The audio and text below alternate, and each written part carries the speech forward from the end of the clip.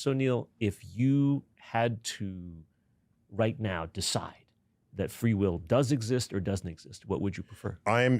My thinking over the recent years, because I didn't used to think about this at all, my thinking over recent years is leaning towards the absence of free will for practically everything we think and do in our lives.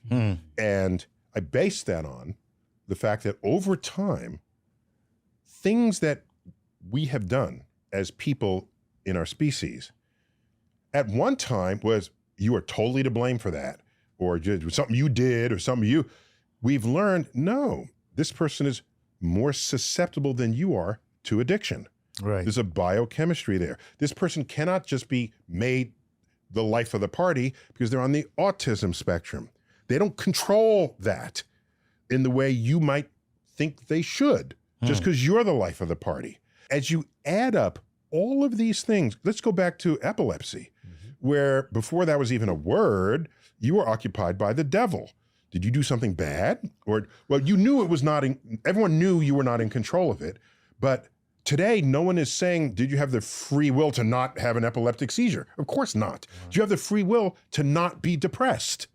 The person who's ready to jump off the bridge, in that instant, do they have the free will to not jump off the bridge?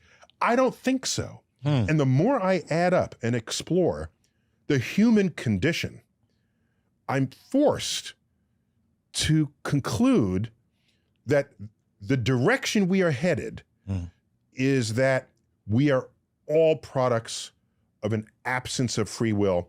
And as a result, society needs more compassion for people who do not otherwise fit in.